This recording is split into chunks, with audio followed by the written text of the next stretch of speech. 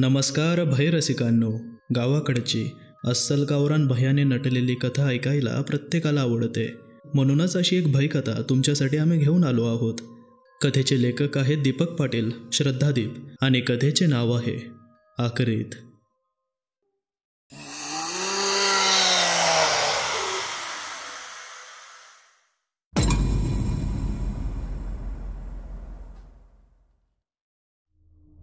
गावात घडणाऱ्या प्रकरणामागे सुगंधा नसून दुसरेच कोणीतरी आहे. ही राजांनी सांगितलेली बाब दौलतरावांना पटली नव्हती. आपला आक्षेप नोंदवताना दौलतराव म्हणाले, अव पाहुणं, तुमचा शोध चुकीचा वाटतोय. ती कासारणीच आहे, दुसरं काय बी घडलं नाही गावात. ती बया गावात आल्यापासून सुरुवात झाल्या या समद्याला. त्यावर जास्त आडेवेड न घेता राजांनी ठीक आहे बघूया असे म्हटले. पण राजन आपल्या मतावर मात्र ठाम होता. दुपारचे 12 वाजत आले होते. उरलेल्या वेळात राजांनी संतराम वाण्याच्या त्या जळालेल्या घराचे परीक्षण करण्याचे ठरवले. त्याने तो विचार दौलतरावांना बोलून दाखवला. अव त्या जळलेल्या खंडारात काय शोध लावणार तुम्ही? समजा जळून खाक झालंय ते घर. तुम्हाला जायचंच असन तर घेऊन जातो. पाटील म्हणाले तसे. जेवण करून मग जाऊत असं राजन म्हणाला. दुपारी 1:30च्या दरम्यान राजन, कदम, शंकर आणि दौलतराव त्या जळालेल्या घराकडे जायला निघाले. सोबत महादेव आणि शिरपाई होता. त्या घराजवळ पोहोचेपर्यंत बघ्यांची गर्दीही त्यांच्या मागून जमा झाली. राजन पुढे होत रस्ता ओलांडून त्या घरात जाऊ लागला. सोबत शंकर, शिरपा आणि दौलतरावही आत गेले. कदम आणि महादू मात्र बाहेर रस्त्यावर उभे राहिले. जळलेल्या दरवाजातून राजन आणि बाकीचे आत गेले. आतमध्ये राख आणि कोळशाचा खच पडलेला दिसला. काही ठिकाणी राखेत गवतही उगवले होते. बाहेरच्या खोलीतून वाट काढत ते आतल्या खोलीत गेले. वरच्या छताच्या जळून खाली पडलेल्या अर्धवट जळालेल्या कौलांच्या ठिकऱ्या पायाखाली येत होत्या. राजन बारकाईने निरीक्षण करण्याचा प्रयत्न करत होता. राख आणि कोळशाच्या ढिगाऱ्यात काहीही समजत नव्हते. सुगंधा जिथे जळून पडली होती ती जागा दौलतरावांनी राजनला दाखवली. राजनने खाली वाकून हातातल्या एका छोट्या काठीने ती राख बाजू करण्याचा प्रयत्न केला. त्याला काही मानवी हाडे तिथे दिसू लागली. ती सुगंधाची हाडे असावीत. राजनने विचार केला. इतक्यात अर्धवट जळालेल्या एका लाकडाला शिरप्याचा पाय लागल्याने ते लाकूड घरंगळत खालच्या राखेत पडले आणि ठणकन आवाज आला. तसा शिरपा दचकला आणि ढुंगणाला पाय लावून थेट रस्त्याकडे पळाला. तो प्रकार पाहून शंकर आणि राजन हसू लागले. राजन उठून हळूच त्या राखेच्या ढिगाऱ्याकडे गेला. त्याने हातातल्या काठीने राखेचा तो उंच ढिगारा चाचपडायला सुरुवात केली. आत काहीतरी पत्र्याची वस्तू असावी विचार करत त्याने काठीने ती राख बाजूला सरकवायला सुरुवात केली. शंकर आणि दौलतराव कुतूहलाने पाहत होते. त्या राखेच्या ढिगाऱ्याखाली एक पत्र्याची ट्रंक होती. राजनने एका बाजूची कडी पकडून ती ट्रंक बाहेर ओढली. ट्रंकेवरचा रंग आगीने बऱ्यापैकी जळाला होता. तांबरून ती ट्रंक फिकट तपकिरी रंगाची दिसत होती. त्या ट्रंकेला एक कुलूप होते. राजनने ती ट्रंक उचलली. वजनाने ती हलकी लागत होती. ट्रंक घेऊन राजन सरळ बाहेर पडत रस्त्यावर आला. मागून शंकर आणि दौलतरावही बाहेर आले. महादू चटकन बाजूला पडलेला एक दगड घेऊन आला आणि ते कुलूप तोडू लागला. गजलेले कुलूप तुटायला फारसा वेळ लागला नाही. तसे शिरपा आणि महादू घाबरून मागे सरकले. राजनने पुढे होत ते पत्र्याचे झाकण अलगद उचलले आणि आत पाहिले. आत चिंध्यांनी बनवलेल्या काही कापडाच्या बाहुल्या होत्या. त्यातल्या 4 बाहुल्या जळाल्यासारख्या दुर्घट झाल्या होत्या. त्यांचे गळे चिरले होते, तर बाकीच्या 8-10 बाहुल्या सुस्थितीत होत्या. पत्र्याच्या आत आग न पोहोचू शकल्याने ते सामान सुरक्षित राहिले असावे. बाकी आतमध्ये काही बांगड्या होत्या आणि सुताच्या लाल फडक्यामध्ये गाठ मारून ठेवलेली काहीतरी वस्तू होती. राजनने अलगद ती वस्तू बाहेर काढली आणि ती गाठ सोडून आत काय आहे ते पाहू लागला. आतमध्ये एक 4 आण्याचे नाणे, काळी मिरी, उडीद आणि त्यासोबत कागदाची एक चिठ्ठी होती. राजनने उघडलेले सामान पाहून दौलतराव पुढे सरकून ते पाहू लागले. राजनने बाकीचे सगळे सामान खाली ठेवून ती कागदाची चिठ्ठी उलगडली. त्या कागदावर काळ्या रंगाच्या शाईने काही नावे लिहिली होती. राजन ती नावे मोठ्याने वाचू लागला. बंडू कुंभार, माणिकराव पिसाळ, दामाजी सुतार, दिनकर जाधव. राजनने वाचलेली ती नावे ऐकून दौलतराव आणि बाकीच्या गर्दीलाही मोठा धक्काच बसला. दौलतराव तर मटकन खालीच बसले. त्यांच्या डोक्यातून जणू झिंझिण्या येत असाव्या. राजन प्रश्नार्थक मुद्रेने त्यांच्याकडे पाहत होता. आपल्याच विचारात घडून गेलेल्या दौलतरावांना भानावर आणत राजांनी विचारले, पाटील, कोण आहेत हे लोक? तुमच्या गावातलेच आहेत ना? जर हे लोक तुमच्याच गावातील असतील तर या पेटीत त्यांची नावे का आली असावी? भानावर येत दौलतराव बोलू लागले. नावं आपल्या गावातीलच आहे ती, पर एक गोष्ट समजली नाही. ही नावं या बयाला कशी माहिती? अव ही माणसं मरून 30-40 वर्ष झाली. ही बया तव उपाजली पण नसन. दौलतरावांच्या या उत्तराने राजनही दचकला, कारण ही गोष्ट फारच विचित्र होती. 35च्या या बाईला ही नावं माहिती असण्याचा काही संबंध नव्हता, पण ज्या पद्धतीने तिने ही नावे लिहून ठेवली होती त्या अर्थी तिला ही लोक माहिती असावीत असेच वाटत होते. काही वेळ विचार करून राजन बोलला. पाटील, गावात मागील 10 महिन्यात झालेल्या हत्या आणि या नावांचा काही संबंध आहे का? त्यावर थोडा वेळ विचार केल्यावर दौलतरावांच्या डोक्यात लख्ख प्रकाश पडला आणि ते जवळजवळ ओरडलेच. हो, आईला खरंच की. गावात जे पहिलं 4 मुडदं पडलं त्यांचे हे आजी आहेत. म्हणजे बघा, पहिला मेला शिवा कुंभार, त्याचा आजा बंडू कुंभार, नंतर मेला धनाची पिसाळ, तो माणिकराव पिसाळचा नातू, तसाच बाकीचे दोघं लखन सुतारानं भिवा जाधव. हे समद डोसक्याच्या बाहेरचं आहे राव. राजाने आपल्या हातातील ती चिठ्ठी लाल फडक्यात तशीच बांधून ते फडकं त्या पत्र्याच्या पेटीत टाकलं आणि ती पेटी त्या जळक्या घरात नेऊन ठेवली. बाहेर येताच तो पाटलांना म्हणाला, पाटील, मी म्हणालो होतो ना, हे काहीतरी वेगळंच प्रकरण दिसतंय म्हणून. या नावांचा आणि त्या बाईचा काहीतरी संबंध आहे. आपल्याला तो संबंध शोधावाच लागेल, तेव्हाच आपल्याला पुढे जाता येईल. दौलतरावांनी होकारार्थी मान हलवली खरी, पण त्यांच्या डोक्यात मात्र विचारांचं वादळ सुरू झालं होतं, कारण या प्रकरणाने एक विलक्षण वळण घेतलं होतं. गावातील जुन्या म्हाताऱ्यांची ती 4 नावे ऐकून गर्दीतही आता कुजबूज सुरू झाली होती. लोक आपापले कयास बांधू लागली होती. राजन आणि बाकीचे सर्वजण आता वाड्याकडे चालू लागले. राजन, शंकर, शिरपा आपसात बोलत होते, पण दौलतराव मात्र शांत होते. आता या नवीन कोड्याची उकल कशी करावी याचाच विचार ते करत असावे. सायंकाळी दौलतराव राजनला गावातील 2-3 म्हाताऱ्यांकडे घेऊन गेले. त्या म्हाताऱ्यांना ती 4 नावे सांगून गावात पूर्वी काही घडले होते का हे विचारण्याचा प्रयत्न करू लागले, पण काहीही महत्त्वाची माहिती हाती लागली नाही. हताश होत राजन आणि दौलतराव वाड्यात परतले. झोक्यावर पानाचा विडा बनवत दौलतराव आपल्या विचारात मग्न होते. राजन आणि कदम आपल्या खोलीत काहीतरी करत असावेत. पाटलांची चिंतामग्न मुद्रा पाहून शिरपा विचारू लागला, मालक, काय झालं? काय माहिती मिळाली का म्हाताऱ्याकडनं? त्यावर मान हलवून पाटलांनी नकार दिला. शिरपा काहीसा विचार करून म्हणाला, मालक, त्या इनामदारांच्या म्हाताऱ्याला भेटावं का? त्याला काहीतरी माहिती असेल. त्यावर दौलतराव काहीसे रागात म्हणाले, तो बाबू सरपंच वय लय खवाट म्हातारा आहे ते, पर वय बी लय आहे म्हणा त्याचं, बघूया. बाबू सरपंच हा गावातील 90 पार केलेला म्हातारा. एकेकाळी गावचा सरपंच असल्याने लोक त्याला आजही बाबू सरपंच नावानेच ओळखत. हा बाबू सरपंच दौलतरावांचे वडील मारुतीरावांचा एक काळाचा राजकीय विरोधक, पण हल्ली हा म्हातारा आपल्या शेवटच्या घटका मोजत खाटेवर पडून असायचा. दौलतरावांची या म्हाताऱ्याला भेटायची तशी इच्छा नव्हती, पण माहिती मिळवणे गरजेचेच होते. म्हणून त्यांनी उद्या सकाळी त्या म्हाताऱ्याला जाऊन भेटायचे ठरवले. सकाळी उठून सर्वजण तयार व्हायला 9 वाजून गेले. दौलतरावांनी राजन आणि कदमला बाबू सरपंचाकडे घेऊन जायचे ठरवले.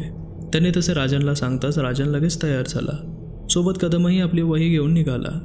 पायी चालत पुढील 10 मिनिटात ते इनामदारांच्या वाड्यावर पोहोचले. दौलतरावांच्या अपेक्षेप्रमाणे त्यांचे तिथे थंड स्वागत झाले. औपचारिक गोष्टी झाल्यावर दौलतरावांनी सरपंचाच्या मुलाला येण्याबद्दलचे कारण सांगितले. तो दौलतराव आणि बाकीच्यांना बाबू सरपंचांच्या खोलीकडे घेऊन गेला. ती खोली बाबू सरपंचासारखी जीर्ण वाटत होती.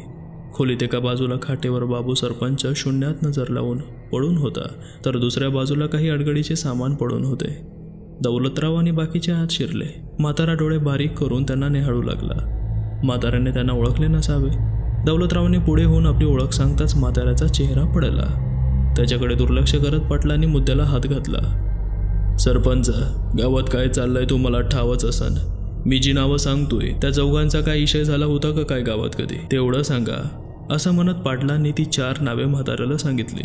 म्हातारा काही वेळ विचार करू लागला न म्हणाला, नाही बा, असं काय बी झालेलं माझ्या माहितीत नाही. हे बोलताना मात्र म्हातारा नजर चोरत होता. पाटलांचे लक्ष नसले तरी राजनने ही गोष्ट पाहिली होती. पाटील दीर्घ श्वास घेत उठले आणि राजनला चलण्याचा इशारा करत बाहेर पडले. बाहेर पडताच राजनने आपले निरीक्षण पाटलांना बोलून दाखवले. पाटील, हा माणूस काहीतरी लपवतोय असं वाटत आहे मला. मला नाही वाटत काही लपवत असन, आणि जरी लपवत असला तरी काय करता. तरुण असता तर 2 ठेवून दिले असत्यात होत्रेत. जाऊ द्या, आपणच काहीतरी छडा लावू. पाटील रागाने म्हणाले, पण काहीतरी माहिती मिळेल ही त्यांची आशा आता मावळली होती. ते आता एका अशा टोकाशी येऊन थांबले होते. त्यापुढे रस्ताच जणू संपला होता. काय करावे, कुठून माहिती मिळवावी काहीच कळत नव्हते. पण राजांनी सांगितल्याप्रमाणे हे प्रकरण काही वेगळेच आहे. पाटलांना आता खात्री झाली होती. राजनला गावात बोलावून शंकरने योग्यच केले आहे हे जाणून पाटलांना शंकरचा अभिमान वाटू लागला होता. काहीही नवी माहिती न मिळता तो दिवस तसाच गेला. रात्री 1च्या दरम्यान ते केसाळ फरफटत पावले टाकत मंद गुरगुरत चौकातल्या पाराजवळ आलं. तशी चौकात आराम करत पेंगाळलेली कुत्री नरळत वाट मिळेल तिकडे पळू लागली. पाराजवळ काही वेळ स्तब्ध उभं राहून ते अभद्र हळूहळू गावातून तालुक्याच्या दिशेला जाणाऱ्या रस्त्यावर चालत मिट्ट काळोखात कुठेतरी गडप झालं. राजनला गावात येऊन आता 7 दिवस झाले होते. पण त्या चिठ्ठीतील माणसांचा या प्रकरणाशी काय संबंध आहे हे अजूनही न उलगडलेलं कोडं होतं. पाटीलही आपल्या परीने प्रयत्न करत होते, पण हाती काहीही लागत नव्हते. शेवटी राजनने सर्व प्रकरणाचा पुन्हा नव्याने तपास करायचे ठरवले. तो शक्य तेवढी सुगंधाची माहिती काढू लागला. 2 संतराम वाण्याला भेटून त्याने माहिती घेण्याचा प्रयत्न केला, पण सुगंध गावात येण्यापूर्वीच तिच्याबद्दलची काहीही माहिती त्याला मिळत नव्हती. संतरामलाही तिने आपल्या पूर्वीच्या आयुष्याबद्दल काहीही सांगितले नव्हते. शेवटी एक दिवस दुपारी राजन पाटलांना म्हणाला, ती बाई सुगंध गावात येण्यापूर्वीची काहीही माहिती कोणालाही माहिती नाही. अशा बाईला गावात घ्यायलाच नको पाहिजे होते. अव पाहुणं जेव्हा आली तेव्हा ती अगदी गरीब गाय होती. कुणाला बी वाटलं नाही ती चेटकी नसल म्हणून. मीच तालुक्याला जाऊन आणली होती तिला. लई पछतावा होतोय मला या गोष्टीचा. पाटील विडा तोंडात टाकत म्हणाले. हे ऐकून राजन दचकला, कारण सुगंधा गावात आली हे त्याला माहिती होते, पण पाटलांनी स्वतः तिला आणली ही गोष्ट त्याच्यासाठी नवीन होती. तो चटकन म्हणाला, काय तुम्ही आणली तिला? मग ती शहरात कुठे राहत होती ते तुम्हाला माहिती असेलच. वय मलकापूरला बसस्टँडच्या मावळतीला असणाऱ्या जुन्या कामगार चाळीत राहत होती ती. मी स्वतः गेलो होतो, मला ठाव आहे. पाटील उद्गारले. त्यावर राजन ताडकन उठला आणि म्हणाला, पाटील चला, आपल्याला आताच्या आता तिथे जायचं आहे. तिथे त्या बाईबद्दल काहीतरी माहिती निश्चित मिळेल. पाटील एकदम दचकले आणि नंतर थंड स्वरात म्हणाले, अव भाड्याने राहत होती ती. वरीस व्हायला आला आता. मला वाटत नाही काय उपयोग होईल. अहो आता आपल्या हातात काहीच नाहीये. काहीतरी माहिती मिळालच तिथे. प्रयत्न करायला काय हरकत आहे. पाटील नाईलाजाने तयार झाले. त्यांनी आपली जीप काढली. राजन, कदम आणि पाटील आता तालुक्याला निघाले. पुढील 1 तासात ते तालुक्याच्या त्या चाळीत पोहोचले. सुगंधा राहत असलेली खोली पाटलांनी शोधून काढली, पण ती खोली बंद होती. दारावर कुलूप होते. दुपारची वेळ असल्याने चाळ निर्मनुष्य होती. ते तिघेजण काही वेळ तिथेच घुटमळत राहिले. तेवढ्यात शेजारच्या खोलीतील एक बाई खरकटे पाणी टाकायला बाहेर आली. नाल्यात पाणी टाकताना बाहेर या 3 जणांना पाहून ती दचकली. तेवढ्यात पाटलांनी पुढे होऊन ओळख सांगितली आणि सुगंधाच्या खोलीकडे बोट दाखवून त्यांनी विचारणा केली. त्या बाईने हातातले घंगाळ खाली ठेवले आणि ती बोलू लागली, हे बघा साहेब, आम्ही मजुरी करणारी माणसं. मला जास्त ठाव नाही त्या बाईबद्दल. ती इथं 1.5 वर्षाखाली राहायला आली, पण आधी इथं सखूबाई नावाची एक कासारीन राहायची आणि अचानक ती म्हातारी कुठं निघून गेली आणि सुगंधा इथं आली. मी या सुगंधाला म्हातारीबद्दल विचारलं. ती म्हणली की म्हातारी तिची मावशी आहे. ती आता तिच्या गावी राहणार आहे. मी आता तिच्या बांगड्यांचा धंदा बघणार आहे. आणि वरीच झालं, ती सुगंधा बी कुठं गायब झाल्या. बाकी त्या समोरच्या खोलीतली रकमा या सुगंधाची चांगली मैत्रीण होती, पण ती 8 दिवसाखाली गावी गेल्या. ऐतवारी येणार आहे. तिला अजून माहिती असेल बहुतेक. पर तुमचं काय काम पडलं त्या सुगंधाकडं? गावात येणारी जुनी कासारीन सखूबाई इथेच राहत होती आणि तिचा सुगंधाशी संबंध होता. ही गोष्ट पाटलांसाठी नवीन होती. गुंता कमी होण्याऐवजी आणखीनच वाढत चालला होता. त्या बाईला काही सांगणे पाटलांना योग्य वाटले नाही. काय नाही, पाहुणीच आहे आमची. हे तिचे मालक घरातनं रुसून आलते. इथं राहते असं कळलं म्हणून आलो होतो. ठीक आहे, येतो. पाटलांनी राजनला सुगंधाचा नवरा बनवून टाकल्यानं तो काहीसा दचकला. जीपमध्ये बसताना पाटील आणि कदम पोट धरून हसत होते. आता राजनही त्यांच्यात सामील झाला. गावात पोहोचायला त्यांना 6 वाजले, पण आजचा दिवस कारणी लागला होता. आता रविवारी पुन्हा तालुक्याला जाऊन त्या दुसऱ्या बाईची रकमाची भेट घ्यावी लागणार होती. तिच्याकडून काहीतरी नवी माहिती मिळण्याची अपेक्षा होती. राजनने आजवर भूताटकीची अशी बरीच प्रकरणे हाताळली होती, पण एका आभासाविषयी त्याने प्रत्यक्ष भूत कधीही पाहिले नव्हते. इथं सोनगावात तर शंकरने प्रत्यक्ष भूत पाहिले असा दावा तो आणि लोक करत होते.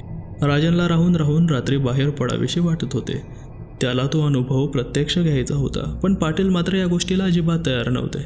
राजनने मात्र आज रात्री बाहेर पडायचा पक्का विचार केला होता. त्याने खालच्या खोलीत गरम होतं हे कारण सांगून शंकरच्या खोलीच्या शेजारी असणाऱ्या खोलीत झोपतो असे पाटलांना सांगितले, कारण शिरपा रात्री वाड्याचा दरवाजा बंद करून त्याला आतून कुलूप लावत होता आणि वरच्या खोलीला लाकडी बाल्कन्या होत्या. पाटलांना राजांच्या बेताची काहीही कल्पना नसल्याने त्यांनी काही आक्षेप घेण्याचे कारण नव्हते. कदमला आधीच सगळं सांगून राजनने तयार केले होते. कदमला ही योजना आवडली नव्हती. त्याने राजनच्या सोबत जाण्यास नकार दिला होता, पण राजनला कुणाच्या सोबतीची गरज वाटत नव्हती. त्याला एकट्यालाच अनुभव घ्यायचा होता. रात्रीचे जेवण उरकून ते दोघे वरती झोपायला गेले. राजन वाडा आणि गाव सामसूम व्हायची वाट पाहू लागला. रात्रीच्या 1च्या दरम्यान त्याने बाल्कनीत येऊन रस्त्यावर नजर मारली.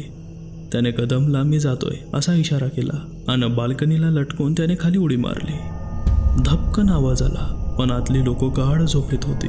हातातला टॉर्च सांभाळत राजन रस्त्यावर आला. दबक्या पावलांनी कानोसा घेत तो चालू लागला. आजूबाजूला नजर भिरकावत तो हळूहळू चालत चौकाच्या दिशेने जात होता. गाव जणू अंधारात गडप झाल्याचा भास होत होता. मध्येच एखादं भटकं कुत्रं त्याच्यावर भुंकत होतं. त्याला हुसकावून तो पुढे पुढे सरकत होता. टॉर्चच्या प्रकाशात त्याला अजून काहीही विचित्र दिसलं नव्हतं, त्यामुळे तो जरा निर्धास्त झाला होता. गावातल्या लोकांना नक्कीच काहीही दिसलं नसणार विचार करत राजन चौकातल्या पाराजवळ पोहोचला. चौफेर टॉर्च मारत त्याने अंदाज घेतला. चौक शांत होता. पाराच्या कट्ट्यावर काही वेळ बसून मग वाड्याकडे निघावे असा विचार करून राजन पारावर बसला. काही वेळ अंधारात बसल्यास काहीतरी नजरेस पडेल असे वाटून तो टॉर्च बंद करून काही वेळ तिथेच स्तब्ध बसून राहिला. 10-1 मिनिटे झाली असतील आणि त्याला एक मंद गुरगुर ऐकू येऊ लागली. तसा राजन दचकला. त्याने मान तिरकी करून पाराच्या दुसऱ्या बाजूस नजर मारली. कुणीतरी पारावर बसल्याचं त्याला दिसलं. भयान अंधारात नेमकं काय आहे हे समजत नव्हतं, पण गुरगुर त्या दिशेनेच येत होती. कान टवकारून राजन उभा राहिला. त्याचे हात पाय आता लटलट कापू लागले, कारण हेच ते अभद्र होतं हे त्याने जाणलं. आणि पळण्याचा पवित्रा घेत त्याने टॉर्च सरळ त्या दिशेने मारला. तसं ते केसाळ सावध झालं असावं. गरकन मुंडी वळवत ते अभद्र आपला लालसर जबडा उघडून खेकसला. त्याच्या पूर्ण जबड्यात चंदेरी रंगाचे सुळे होते. फणसासारख्या काटेरी तोंडात फक्त आणि फक्त ते सुळेच दिसत होते. जिभेचा पत्ताच नव्हता. राजनने जीवाच्या आकांताने धूम टोकली. हालचाल पाहून ते अभद्र तिकडे सरसावलं. आपल्या फरफटीचा वेग वाढवत ते वेगाने सरकू लागलं. राजन भांबावलेल्या मनस्थितीत कुठे पळत होता त्याचं त्याला समजत नव्हतं. आणि एका फाट्यातून आत गेल्यावर त्याला लक्षात आलं की तो चुकीच्या गल्लीत घुसला आहे. वाड्यात पोहोचण्यासाठी मागे वळून त्याला दुसऱ्या गल्लीत जावं लागणार होतं. त्याने मागे वळून पाहिलं. ते अभद्र त्याच्यापासून अगदी 30-1 फुटांवर त्याच्याकडे झेपावत होतं. ढुंगणाला पाय लावून राजन वेगानं पुढे झाला आणि समोरील घरांचे दरवाजे ठोठावू लागला. पण लोक गाढ झोपलेली असावी आणि तसेही रात्री कोणी दरवाजा उघडणार नव्हतं. कापऱ्या हाताने दरवाजे बळवत राजन पळत होता. ते अभद्र विचित्र चित्कार करत त्याच्या मागावर येत होतं. आणि राजन आता गल्ली संपून गावंधरीच्या पांदीने पुन्हा फिरून चौकात आला. अभद्र मागून येतच होते. चौकाच्या एका बाजूला त्याला जानाईचे मंदिर दिसले. चटकन तो मंदिराकडे पळाला. त्याचं नशीब बलवत्तर. मंदिर खुलं होतं. सायंकाळी कदाचित अण्णा गुरव कुलूप लावायला विसरला असावा. त्याने लोखंडी गज असणारे ते लाकडी बनावटीचे दार आत ढकलून मंदिरात प्रवेश केला आणि पटकन आतून कडी घातली. ते अभद्र मंदिरासमोर येऊन उभं राहिलं. मंदिरातील दिव्याच्या प्रकाशात ते फारच भयानक दिसत होतं. विचित्र चित्कार करत ते काही वेळ तिथंच घुटमळत राहिलं, पण ते दाराकडे येत नव्हतं. हे पाहून राजनला हायसं वाटलं असावं. आपलं धडधडतं काळीज सांभाळत राजन तिथेच बसून पेंगू लागला.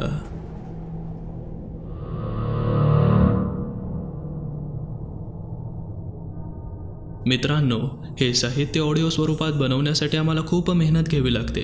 त्याचा मोबदला म्हणून तुमचा एक लाईक, एक कमेंट, एक सबस्क्राईब आमच्यासाठी आणखी नवनवीन भयकथा तुमच्या पुढे सादर करण्यास नक्कीच प्रोत्साहन देईल.